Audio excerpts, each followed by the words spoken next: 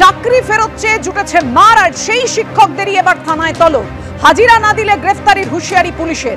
হাজিরা না দিলে গ্রেফতার পর্যন্ত করা হতে পারে, একেবারে নোটিশে সে কথা উল্লেখ রয়েছে। 19 ও 20 মে বিধাননগর উত্তর থানায় হাজিরার নির্দেশ। কথা বলবো, আমাদের সঙ্গে রয়েছেন আমাদের দুই প্রতিনিধি, আবির দত্ত এবং রয়েছেন ঐশী মুখোপাধ্যায়। একদম চাকরিহারা শিক্ষক শিক্ষিকারা যেখান থেকে অবস্থান করছেন, যে আন্দোলন করছেন, সেই জায়গা থেকে। আবির, নোটিশে কি রয়েছে?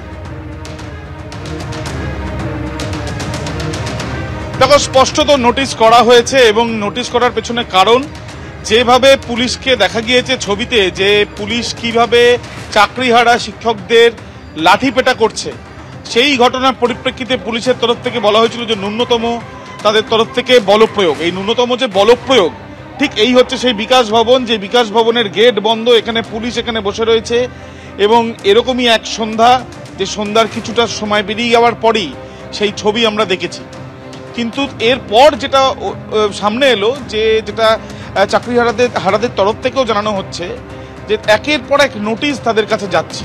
কমপক্ষে 6টি নোটিশ, যেটা আগামীকাল উপস্থিত হওয়ার জন্য থানায় বলা হচ্ছে। এছাড়াও সূত্র মারফত জানা যাচ্ছে আরও বেশ কিছু নোটিশ রয়েছে। কি বলছেন তারা, তাদের সঙ্গে কথা বলবো। 6টি নোটিশ আগামীকাল হাজিরা দিতে বলা হয়েছে। হাজিরা দেবেন? নোটিশ তো দেওয়া হয়েছে, কিন্তু আমরা হাজিরা দেব বা দেব না, বা অন্য কোনো লিগ্যাল কিছু ভাববো, সেটা আমাদের সন্ধ্যাবেলা আমাদের লয়ারের সঙ্গে মিটিং আছে। লয়ার যে সাজেশন দেবেন আমরা সেই অনুযায়ী আমরা মুভ করব। লয়ার যদি বলেন যে হ্যাঁ দেওয়া উচিত, তাহলে থানায় যাব। যদি মনে করেন যে না, এই মামলা নোটিশ তলব করা, এটাকে কিভাবে আপনারা দেখছেন যারা আন্দোলন করছে? আসলে আমরা এটাকে মনে করছি যে এটা আসলে হঠাৎ করে বা আকস্মিক কোনো ঘটনা নয়, এটা একটা পরিকল্পিত ঘটনা। আমরা বারবার দেখেছি, এখানে আমরা অবস্থান বা আন্দোলন করার সময় আমরা দেখলাম যে একটা যুদ্ধকালীন ঘটনা দিয়ে একটা নোটিশ পাঠানো হয়েছিল এবং বলা হয়েছিল উঠে যেতে। আমরা উঠিনি। নোটিশ ধরাতে দেওয়া হয়েছিল, আমরা ধরিনি।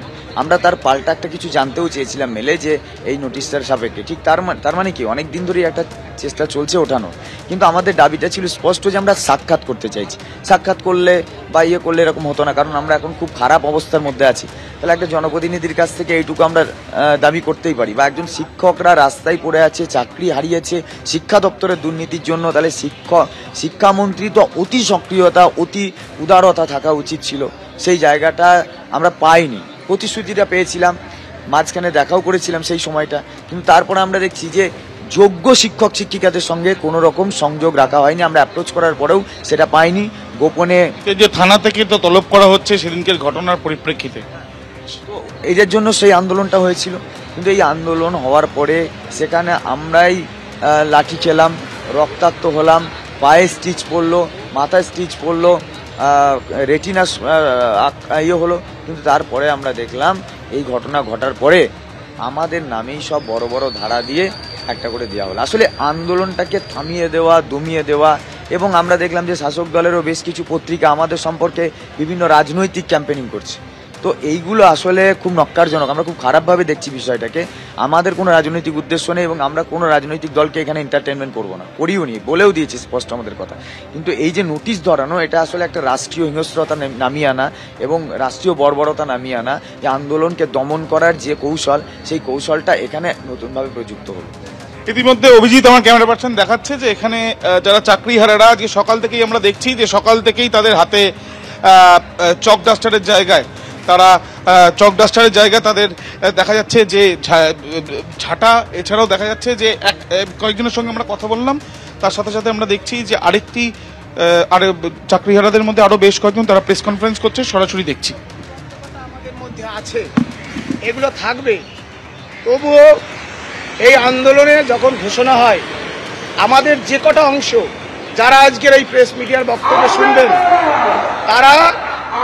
তারা মিন্ময় মণ্ডল, ইশারুল ভাই, যোগ্য অধিকার মঞ্চ, সংগ্রামী যৌথ মঞ্চ, সবাই আপনারা যারা যোগ্য চাকরিহারা আছেন, আপনারা সবাই এই আন্দোলনে যোগ দেন।